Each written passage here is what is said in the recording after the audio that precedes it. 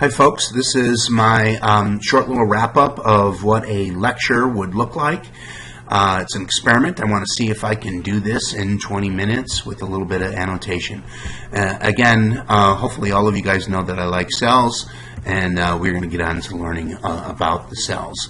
Again, for this class, even though we're going to be looking at themes in scientific inquiry, we will basically be looking at cells.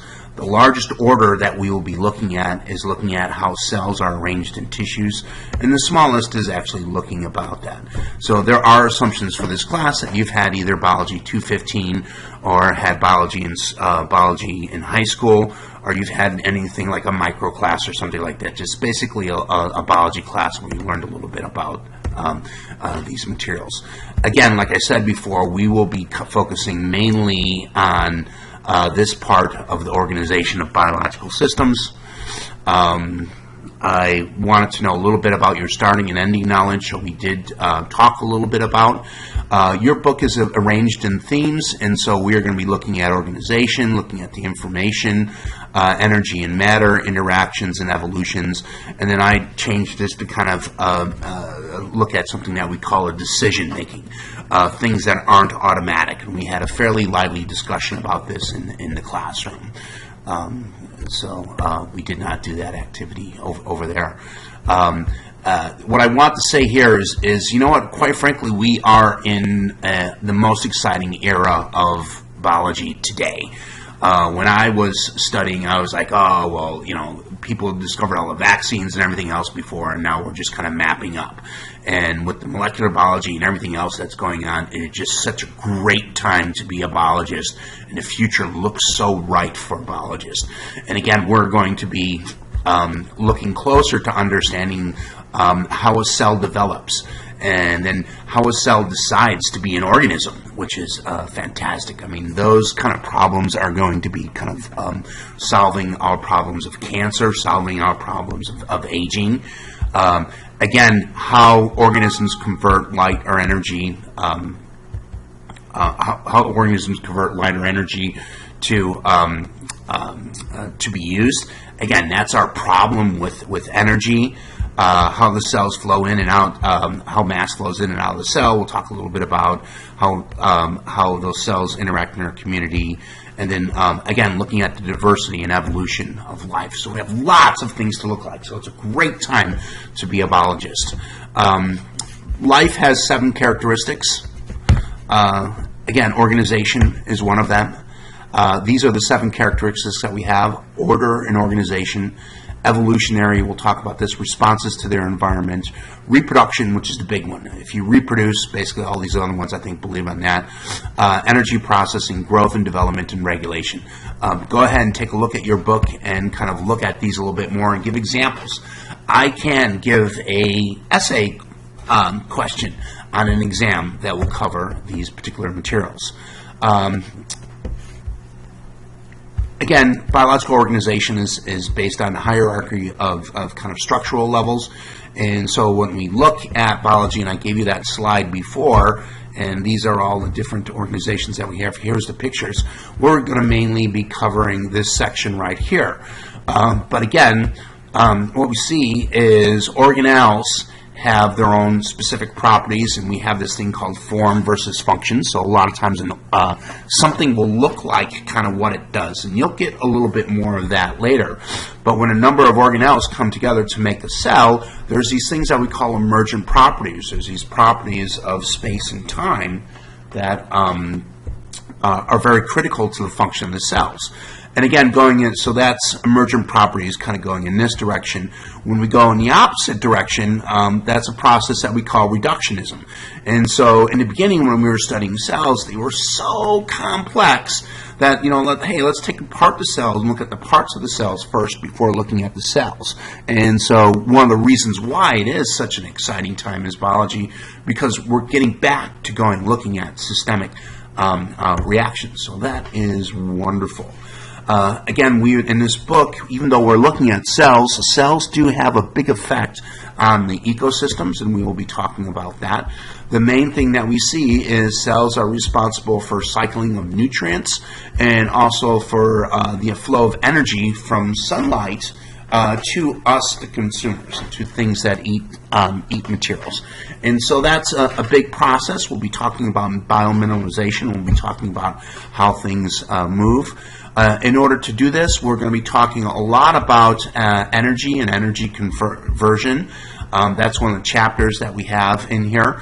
The big topic that I want you to get now, though, is that energy in biological systems is lost in the form of heat, and I'm trying to make these little heat things. And so when you exercise, that chemical bond energy that you're using to exercise from ATP doesn't all get converted into moving you forward. A vast majority of it actually gets converted into heat and lost. And that's one of the problems of our systems.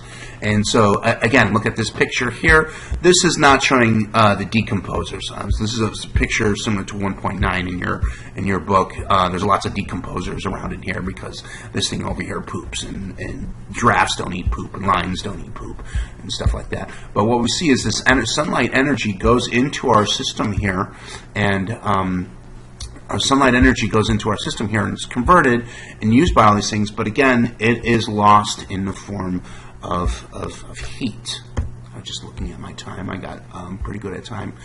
The main thing that we will be looking at in this class here is the cells. And this is the lowest level of organization that can do all the activities of life. All 7 of those activities of life are things that cells can do. They can reproduce, they have order, they have metabolism, etc. A number of different things in here. Again, we will discuss that next week about what the cells are. The ability of cells to divide is the basis of all reproduction, growth, repair, and multicellular organisms. And so we have a good understanding of how organisms go, but we need to look at that a little bit further. Okay, I'm losing it here. I put this in here because this is a wonderful picture of cell. One of the reasons why it's exciting in biology. So this is a picture of a cell, and we've stained the chromosomes, we've stained the proteins, we've stained the centrioles, and we can take a look at these, and we can take a look at these in live time going. So again, in science, we have observation and technology that are required. One of the reasons why we're able to do so much is we have this wonderful technology that we did not have before. Cells contain information, so that's one of the themes that we're talking about is information and information storage and how it's used. You do need to know that cells contain DNA and that the DNA directs the cell's activities. The DNA is the substance of genes, and we will go into this in lots of detail. Genes are the units of inheritance that transmit information from parent to offspring. They're one of the main units. Again, we were talking about different ways that this can happen. We have something that's called epigenetics, and DNA is part of the system that controls the development and maintenance of organisms. So again, you need to know that there's DNA and what DNA does. Again, I put in this slide here, decisions and control. And so what happens is we have a situation that we call fertilization. You need to know what that is, and we'll talk about that, more about that later. This produces an egg that has all the genetic information that's required to get into be this being. But to get to there, we need to go through a series of steps, and that's what we call growth and development. And it's very critical that we understand the process of this growth and development. And again, what this doesn't show you here is that we don't stop here. This organism here is by no means finished. That organism goes on to become a middle-aged and I think this is a male here, and an old man. And so those are all where we have decision and control, what's going to happen. You do need to be aware in general what DNA is, that it's made up of nucleotides, A's, G's, T's, and C's. Be aware of that. Be aware of where DNA is in a cell. In a eukaryotic cell, it's in a nucleus. In the it's in the chromosome in a prokaryotic cell. All cells are encased by a membrane. To be alive, you have to have this membrane. We'll talk about it. For now, you just need to know that. all cells are all living things, have some way of passing on their genetic information. And so later on in this class, we will talk about a substance, a prion, that does not have this genetic information. We'll talk about whether that's alive or not, and we will have that discussion later. When we're looking at cells, because again we're looking at cells, we have two main types, what we call eukaryotic cells and prokaryotic cells. The eukaryotic cells have internal membrane-bound organelles that we have here, and they have the DNA that's located on chromosomes in the nucleus. The prokaryotic cells are defined by what they lack. They lack the organelles, and DNA is not separated in the nucleus.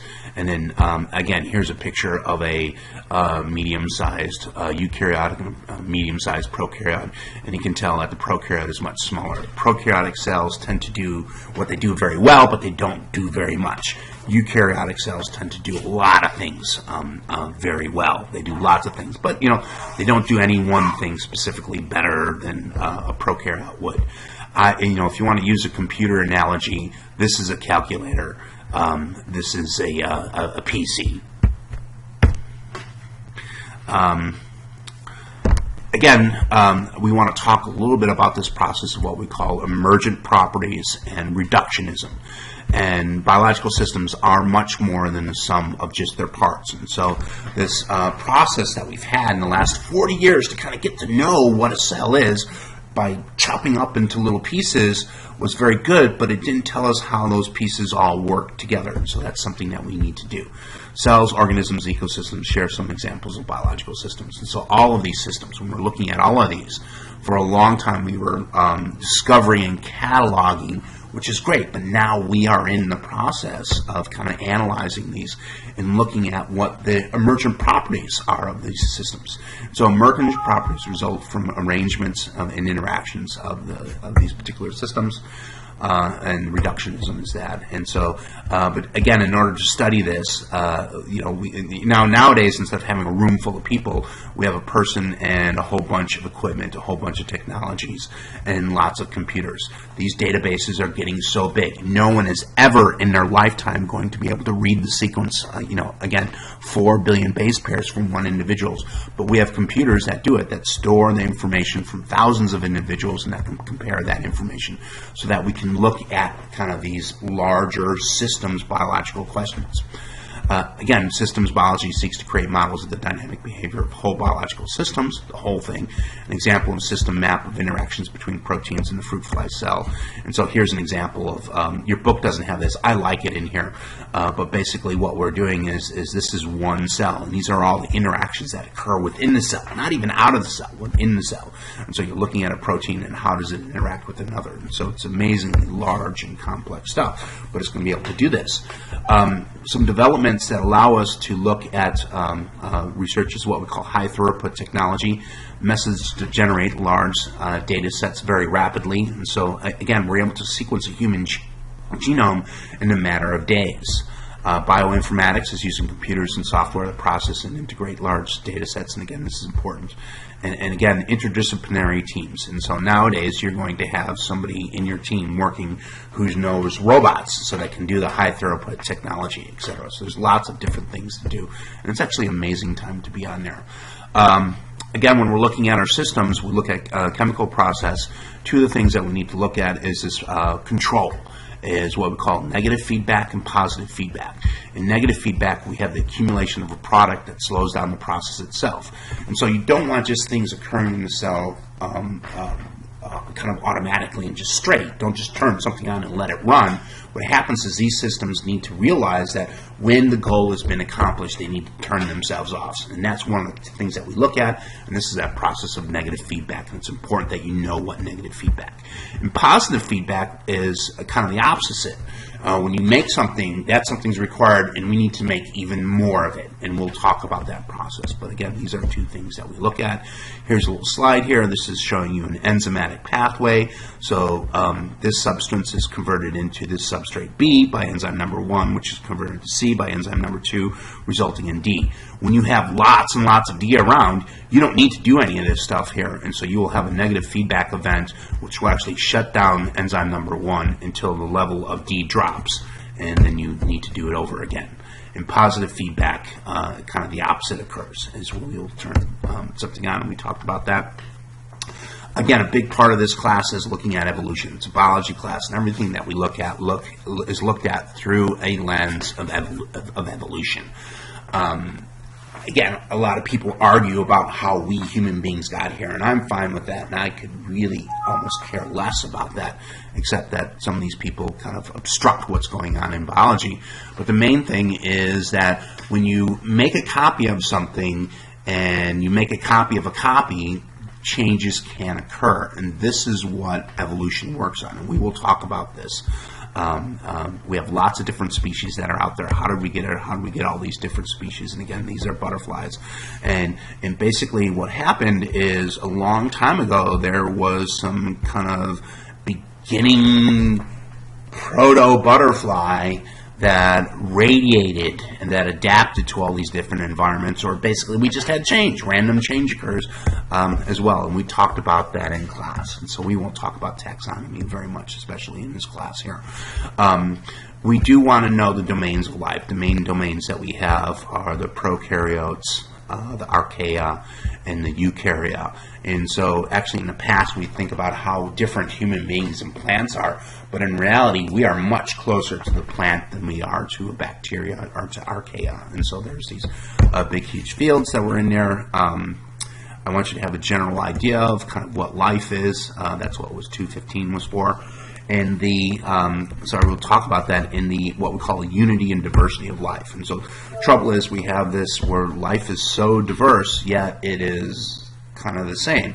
And so here we can take a look at the cilia of the paramecium, and we can take a look at the cilia. It's great that they have the same name of the windpipe and cells, and they look the same. And one of the reasons why they look the same is they can have the same structure. That's that form versus function that we're looking at. And that's pretty interesting. Here we look at something that, if you really look at it, that looks like a typical arm for a land vertebrate, but it's huge because it's from a dinosaur. We're not going to kind of really get in. I do want you to know a little bit about what Darwin is and kind of what Darwin did. Again, he inferred natural selection by connecting two observations. That individual variation in heritable traits is that even in a population, you're going to have individuals that look very different. You and I are going to look very different. Observation is that we tend to see overpopulation, and that we tend to see competition. Not everyone grows up to be an adult and have a happy life and have children, etc. And again, this inheritance results in unequal reproductive success. Inference, evolutionary adaptation. Species generally suit their environment because, again, the organisms that are a little bit better suited to the environment or that are lucky, those are the ones that tend to survive. And so what we have here is population of organisms. We have a population of organisms.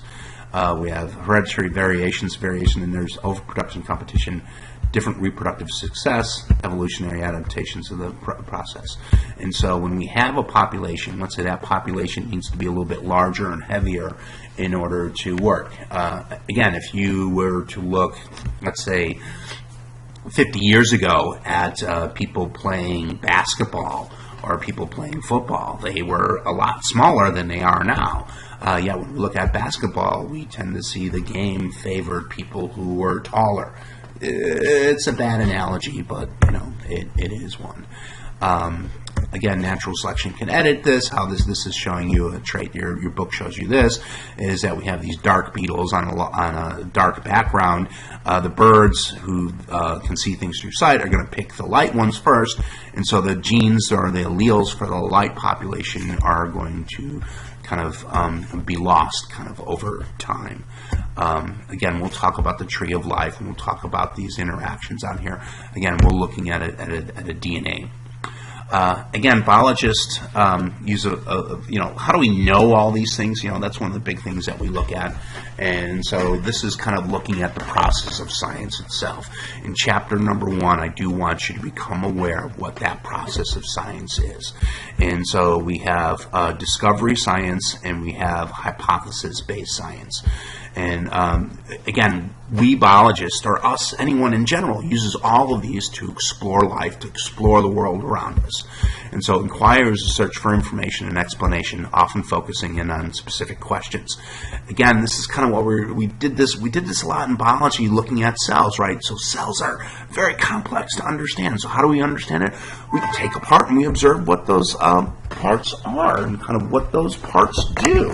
You gotta plug in. And so the process of science, we blend these two main things, what we call this discovery science and hypothesis-based science. Discovery science describes nature through careful observation and data analysis. And so what we see is, in discovery science, that would be an example of that would be kind of what Darwin did, is searching around the world and kind of looking for stuff. And we've done that many times. Carl Linnaeus describing what organisms are. Us kind of breaking cells apart and looking at what those parts are and discovering those parts is very important. And again, examples of discovery science is understanding cell structure. Again, discovering the microscope, looking at what the cells are. Again, expanding our database of genomes.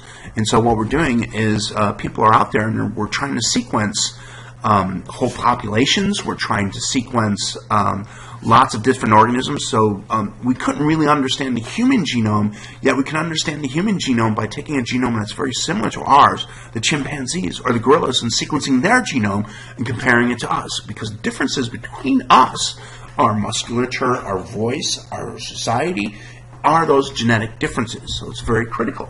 Yet we're also sequencing corn, we're sequencing rice, we're sequencing weeds, we're sequencing pine trees, trying to look all this stuff. We are just gathering a big mass of data. Again, data are recorded in your recorded observations. We have two types of data that I talk a little bit about in lab, what we call quantitative data and qualitative data. Quantitative data are numerical measurements. Again, qualitative would be more like color. It's dark, it's light. It's dark blue, it's light blue. In numerical measurements, again, we'd be doing something like measuring specific wavelengths. We would be measuring specific amounts. This is Diane Fossey over here, and this is a chimpanzee. The more I read about them, the more I think of them as vicious creatures. But anyways, what she did is a lot of observations. Okay? And inductive reasoning involves generalized bias on many specific observations. The sun will always rise in the east is kind of one of the observations that we have. In science inquiry, usually involves proposing and testing hypotheses. Hypotheses are hypothetical explanations. In science, hypotheses is a tentative answer to a well-framed question. A hypothesis is an explanation on trial, making a prediction that can be tested. It's very critical that we do that. And so an example, oh, sorry, this is a bad example, but observations. Your flashlight does not work. Question, you can do this. You either have dead batteries or a burnt out light bulb. And you can probably even put 2 or 3 more hypotheses that is in there. The switch could be bad, etc. Again, you're not going to say evil spirits are stealing the light from it because that's not necessarily testable. Maybe you could. And so what you do is you test this. You test this prediction, replacing the bulb, and you see that it works. Again, if you replace the batteries and the bulbs, it would probably fix the situation, but you don't know necessarily what's going on. And a scientist really wants to know specifically what's going on. So that's one of the differences between your mechanic and a science. So even though a mechanic and a scientist will use the same techniques, your mechanic just wants to get your car going so that you will be happy and pay him. Whereas a scientist, you want to know why. So let's say here, in deductive reasoning, the logic flows from the general to the specific, making specific predictions from a general premise. If a hypothesis is correct, then we can expect a particular outcome. A scientific hypothesis must have the following questions. It must be testable. It must be falsifiable. That is, you need to see that it's right or wrong. Again, I can't just say there is a God, there is not a God, because I cannot test it, although people would argue with me about that. The scientific model is an idealized process of inquiry. Very few scientific inquiries here rigidly to the textbook scientific method. Let's do the textbook scientific method. And it's basically you explore, you analyze, do feedback, forming and testing your hypotheses, this situation. We'll go on it, and we'll go through those real quick. Science seeks to find natural causes for natural phenomena. Science cannot support or falsify supernatural explanations which are outside the bounds of science. And so that's one of the things where I really believe that science can coexist with a faith, with any faith. But again, I don't necessarily think it can supplant the faith. And then I think when they try and use the same thing to answer questions, that's a little bit harder. Models build science, the culture of science, and basically, if we look at this interaction, science for all parts is basically interaction between a mentor and a student, or this is a student and a mentor, etc. And that's basically about it. Okay, thank you.